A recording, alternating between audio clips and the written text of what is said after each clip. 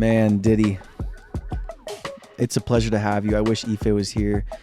Thank you for coming to the NIW Space podcast. How did you get out of prison? Hey, listen. If I catch you say anything about any of my parties,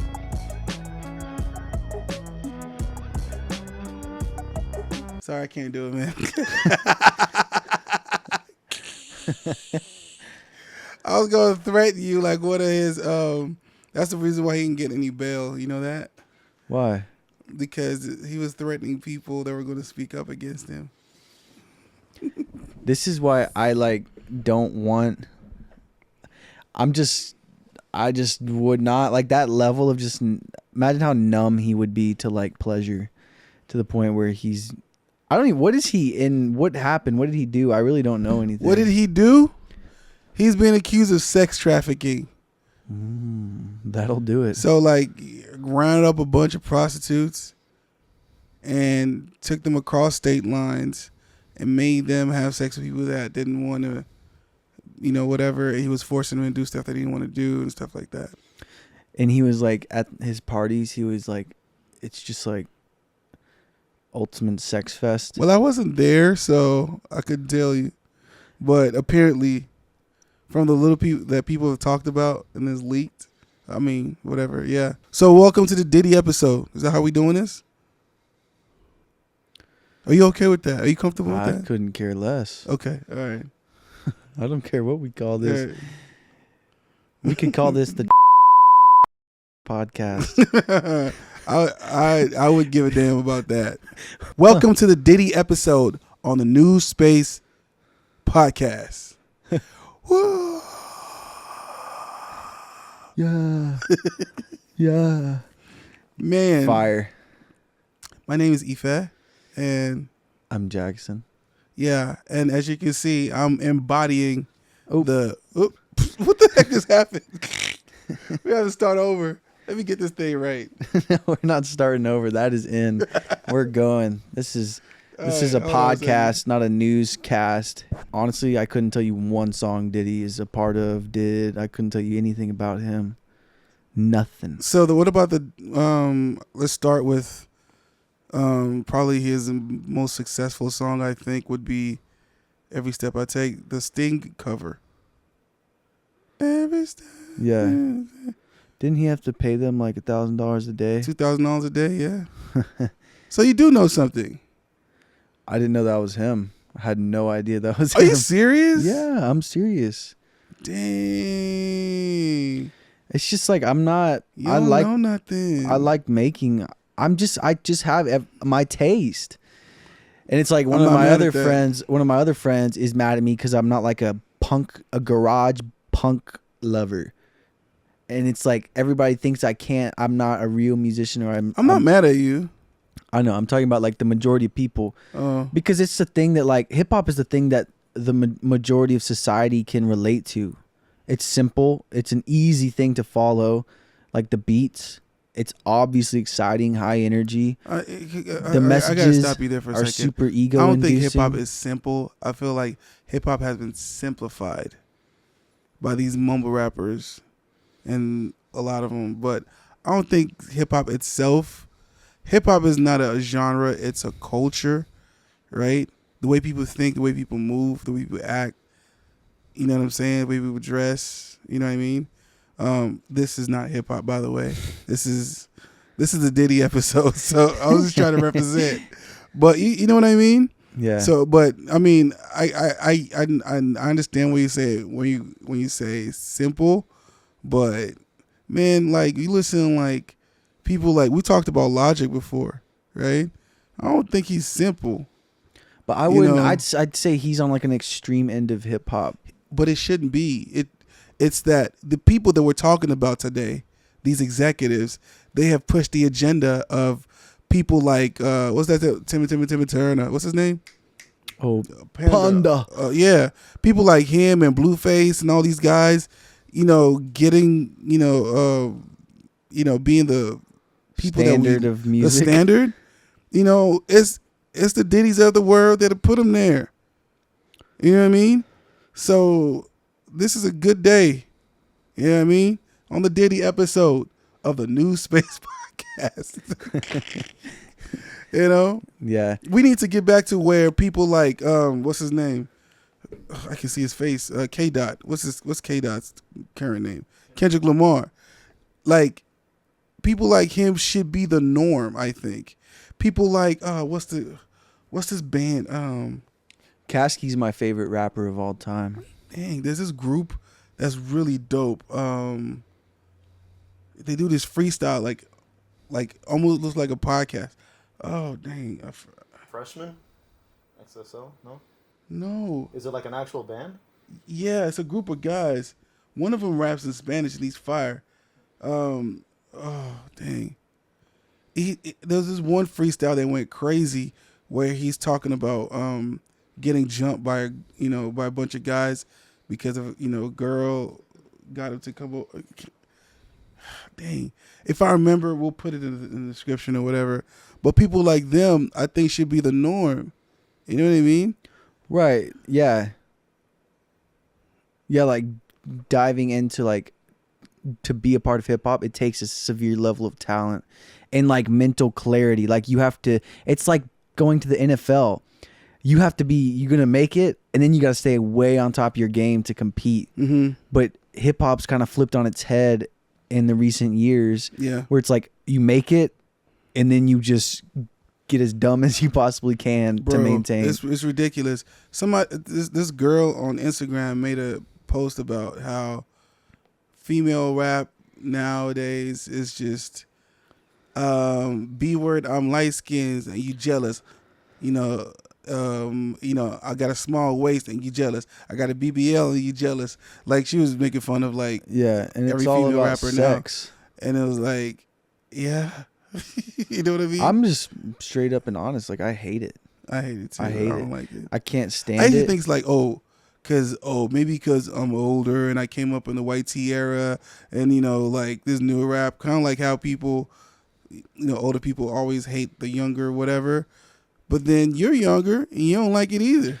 I just think there's a standard to life and existence, and some things are good for that and some things are bad for that. The voice says a standard to life. That's it. Unfortunately, like with age comes wisdom. Mm-hmm. That's a known fact. So young people hating on older people for their opinions, mm-hmm. that's just pure ignorance. It should be the reverse. Yeah. And there's stuff to be learned from the young people dream and have like a delusional ambition, which is what's good about them. Right. That's what I think the old people need to take from the younger people. The younger people need to take from the older people, that in 5 years, you probably will value something completely different than you value now. Like, especially having a kid, like completely will flip just what you care about. And all of a sudden it's like the things you do. Do I want my kid to be like, do I want my kid to see me doing this and want to replicate me? Mm-hmm. Like things like that don't cross the mind of a 17-year-old, skipping, not going to college and has a Focusrite. So, I mean, I'm not mad at, or I'm not saying that the 17-year-old with the Focusrite can't do dope records and like become, recognized for their talent, but let it be actual, something that's like substance, right? That's like right. Good. Anybody, I feel like anybody that has any sort of like rhythmic bone or melodic bone can get high and make something sound cool over a beat that already sounds cool. That is not hard. And what's happening is it's kind of like every time these kids, are making these songs, it's like they're rolling the dice. If they happen to land the right beat and they happen to hit a cool sound, not even message, not even talent level, just a cool sound, they're famous and rich. When the producer did pretty much all the work, they bought the beat, standard licensing, $30. They're not even buying the beats, they just download off YouTube. All right. Steal it. But so, bro, let's talk about Diddy for a second. It's a good pivot point because I think he's a great lesson to learn, to take a moment and sit back and be like, what matters in life? Is success enough? Because it wasn't enough for that dude. It wasn't. You know what? Bro was hornier than a bull. You're right, because I feel like he got everything that he wanted, and maybe he just felt like still empty inside, right? And and I feel like we had this conversation, and he just was like, "What else can I do? Where else can I go?" He just wants more control. I mean, stories about him and his deceased wife, rest in peace, Kim Porter, like, swinging. I don't know how true that is. And, I don't even want to be talking about somebody who's passed and that type of stuff, but whatever. But even with people that he's dated recently, like, the stories are insane. And people are like, coming out the woodworks with that. Like, if it was just about the money, he'd be married with a wife and kids and just like, going to his kids' football games and soccer games and dance, whatever. But he wanted more. That's that thing with his towel. You seen that in the hotel? Mm-mm. Like, he was dragging Cassie by her hair and stuff like that, and like hitting her. It was crazy. Like, do you have everything? That's because it's not the answer. And it's like, we all know it. We all know it's not the answer. I think we talked about this before on an episode. We know the top of the mountain is empty. Mm-hmm. Everyone who's ever been there says it. Yeah. But we're all like, oh, but I just got to get up there and I'm just going to do it real quick. Yeah. Find Jim out for Carrey. myself. We're talking about Jim Carrey. Yeah. Yeah. Yeah. So, I mean, it's about, when your priorities change and values change, it's about shifting which mountain you're going to climb. Mm-hmm. There is a mountain where you can climb it, pray to God, and find your way to heaven. There's a mountain you can climb it, worship money and sex and glory. There's different ways to go up. Yeah. And some of them, you're only going to go down when you get to the top.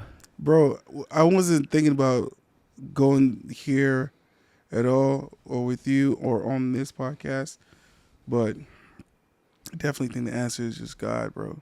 Yeah. You know what I mean? Like, absolutely. Because I think what the biggest thing that I can personally learn from Diddy is that, as somebody who has pursued music for a while now and wants to get to the level of success that he has or had, whatever you want to call it, and that not being enough for him, and still wanting to exceed and be so vile and whatever to the point that it became.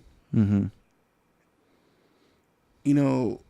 Like, what could have been the case? What could have happened? It was just not enough.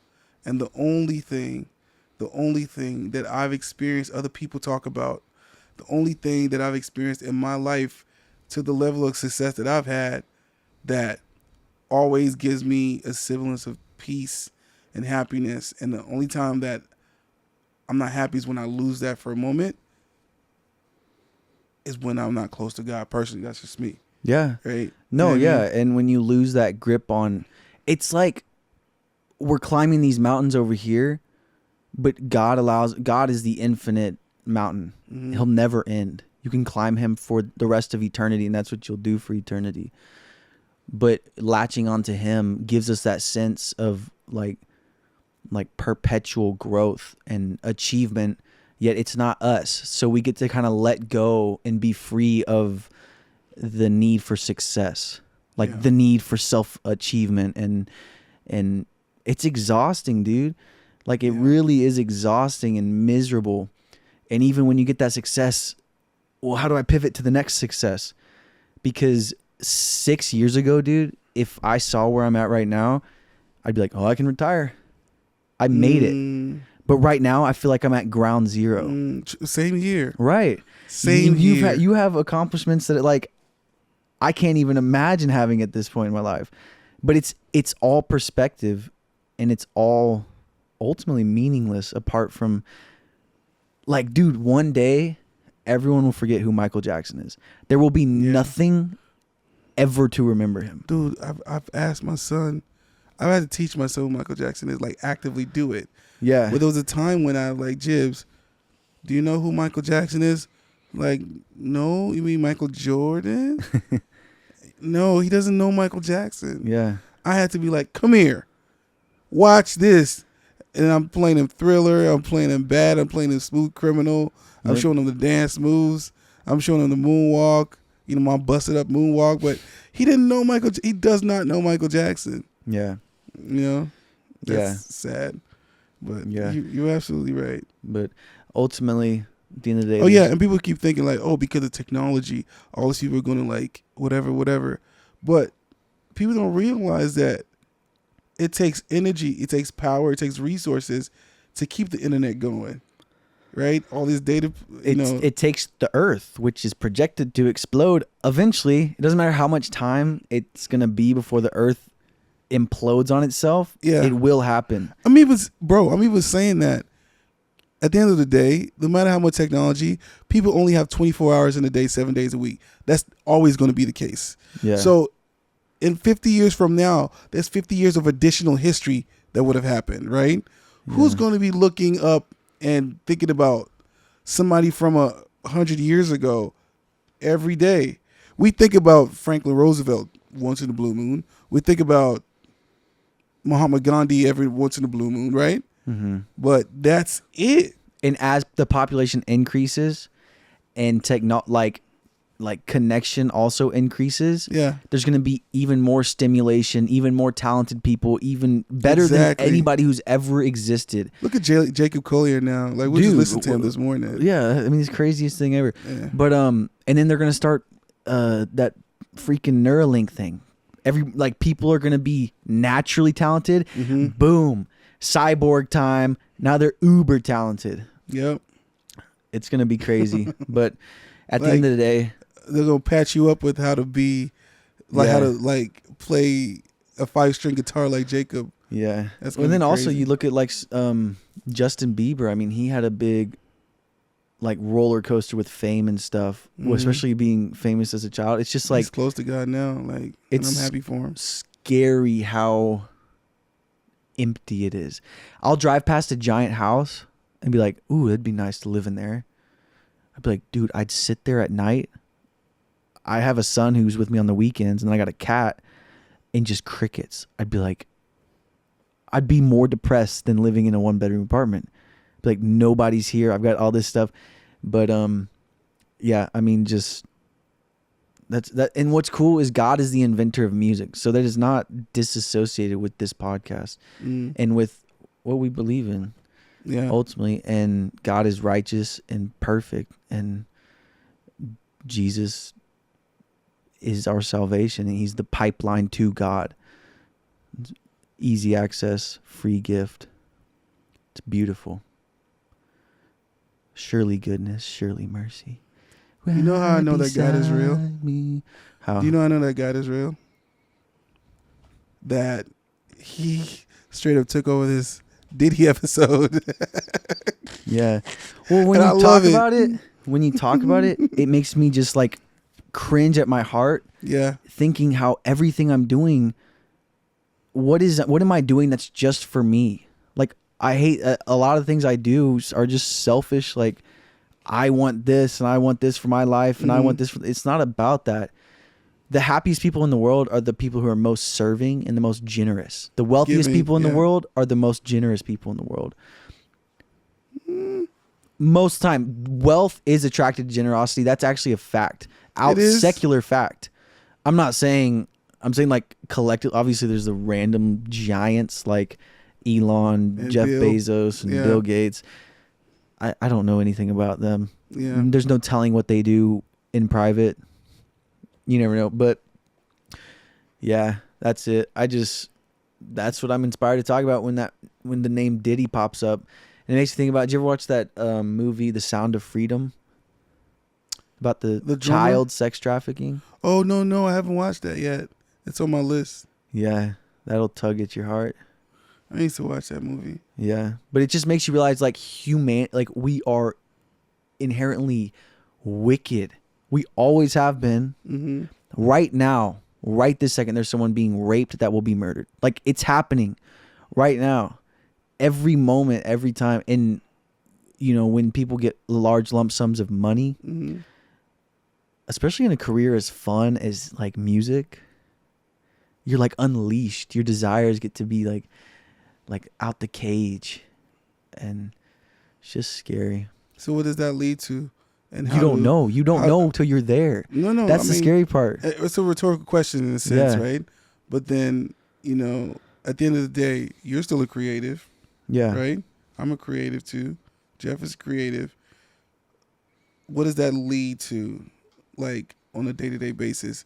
How do we live our lives? Because we didn't come in to even talk about Diddy or Lyles, Kevin Lyles, or any of these other people from all these other labels that are stepping down and all these things, because there's a shift going on. You know what I mean? And I think it's definitely for the good. It can be for the good, right? Yeah. We want the people who are listening to us to be affected by the potential positive outcome that can happen from this versus otherwise, right? Because some people might look like, oh, you know, the music industry is just corrupt. There's just this and that, and just kind of like shell up and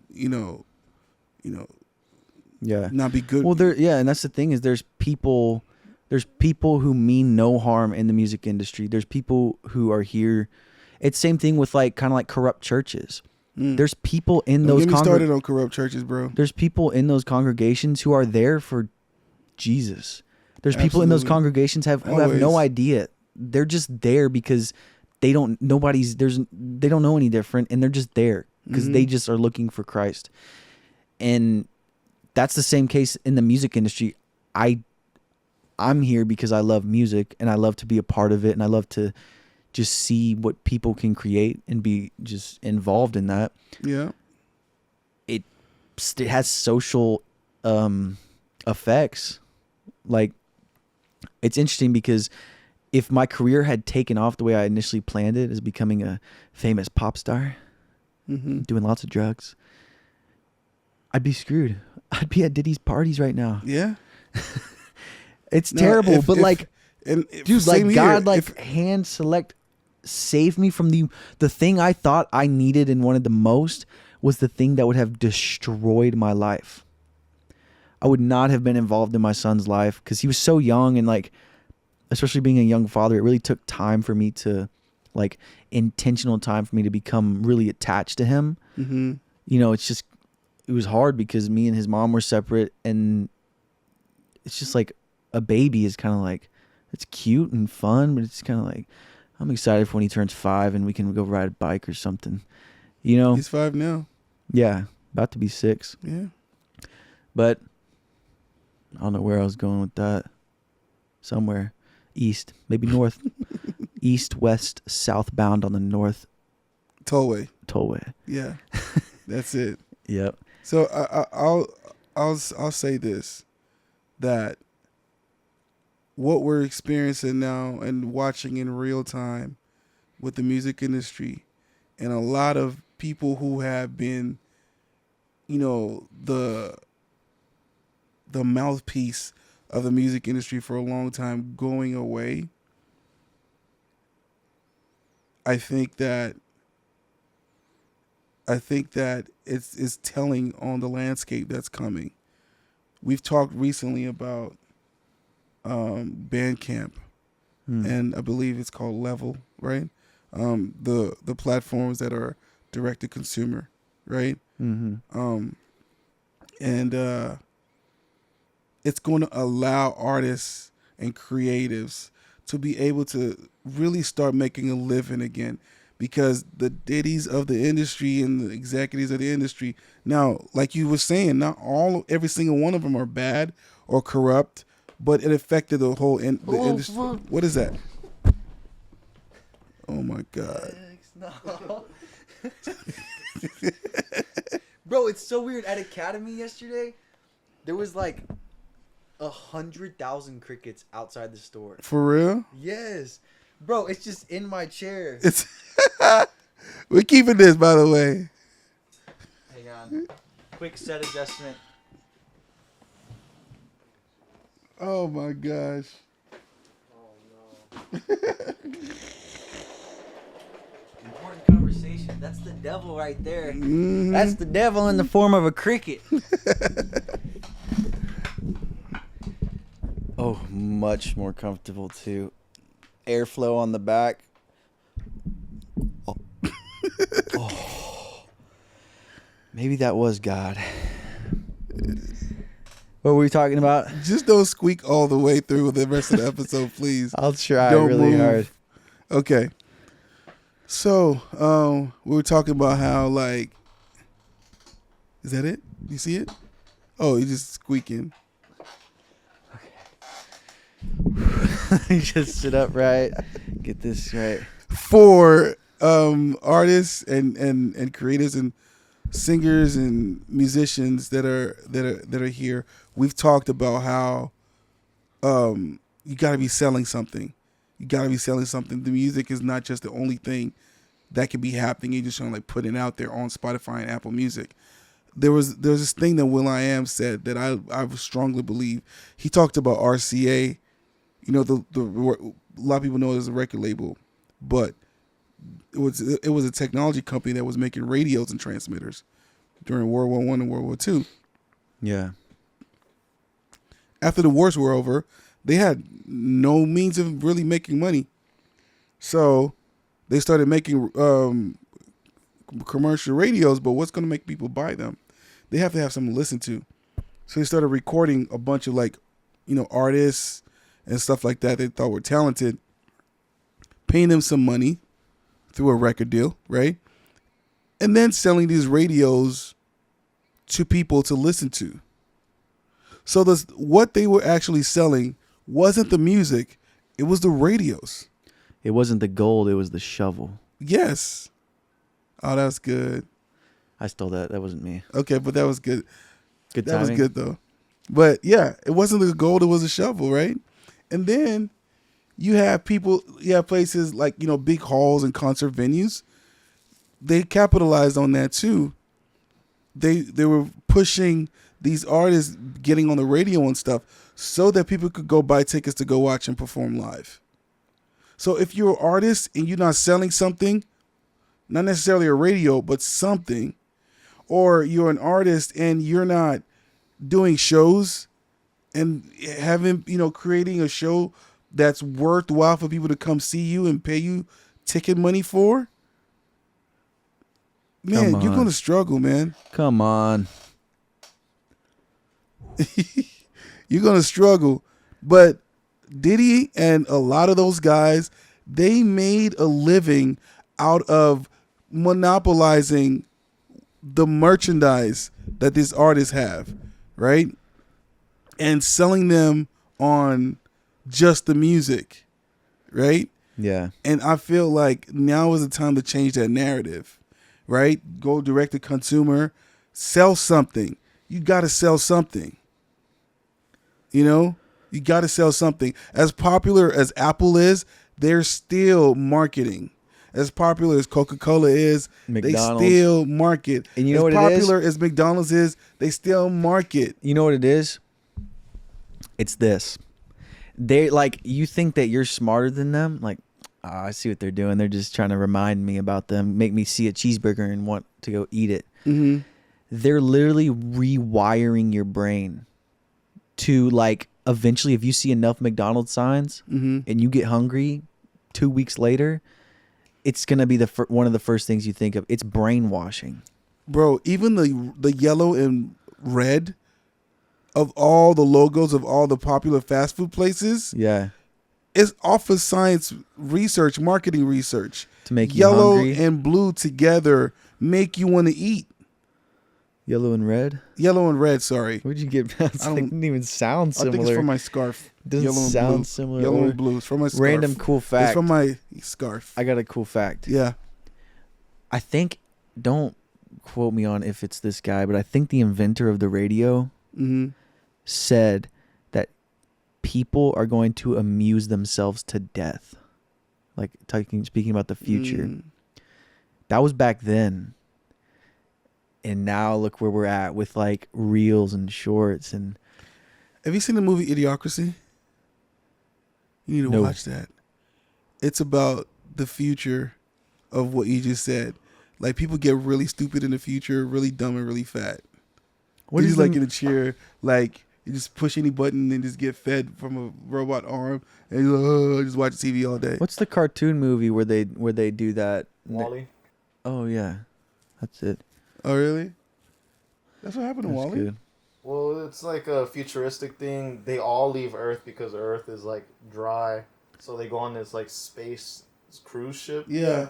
And they're all in little chairs, immobilized. Yeah. Fat float hovercrafting around. Idiocracy. You got to watch that movie. It's the funniest, dumbest movie. But yeah. Let me put some quick perspective onto why I'm feeling so meaningful, especially today. Okay. I deleted all social medias off my phone. It's been like 2 weeks almost. And man, I tell you, it's like I'm like, wow, there's a whole world out here. I've got a family. I care about things. I'm a Christian. Like all these things that just get like those moments where you think, oh, I'm just spending 5 minutes scrolling. Mm-hmm. You're giving your mind away. Mm-hmm. You're giving it to other people. It's like I get to have thoughts again, dude. And like I just lay there in bed going to sleep at night. I'm just laying there thinking and praying and just like planning my day tomorrow. How am I going to be good and better? And life is 100,000 times better. Like infinitely better. Every dopamine hits 10 times harder. Amen. Amen. But that's it. I don't know. It makes me want to go to the gym because it's something I get to do to feel kind of like I'm not really socializing at the gym. Mm-hmm. I'll bump into people and talk a little bit. And, I go with you guys on Thursdays and it's like I'm drawn to do things that are good for me. Yeah. And What I've been robbing us. I haven't deleted it from my phone, but I showed you that brick device I have. Yeah. Like, not every single time, but most times in the morning, I'll just put my phone NFC on that device and it'll lock down everything, including Instagram, YouTube, Netflix, Hulu, everything. Yeah. And my days go a lot different, with that. Yeah. I don't want it at all. Like at all.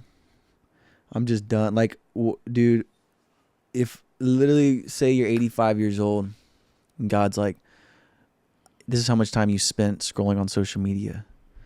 You can undo that right now and get that time back. You probably get a couple years. We would just instantly be like, of course, it's a no-brainer. Right. Like to spend that time with your kids, your family, or just like, it's just would be a no-brainer. Yet it's the same thing though. It's like a no-brainer that we would work out. You feel better, you look better, you have more energy. It's a no-brainer, but it's like we're just instinctively like to do the opposite. And Diddy instinctively liked to get his game on. Yeah. But so let's not be like that guy. No, let's live a meaningful life. And ultimately, like music is such a beautiful thing. Let's keep it that. Like there's no need to like taint it. Yeah, but there's a whole spiritual side to that, man. Oh man. But I think the what we can do is do our part, Represent something different. And that's what I like to do whenever I run into artists. I won't necessarily turn down someone that,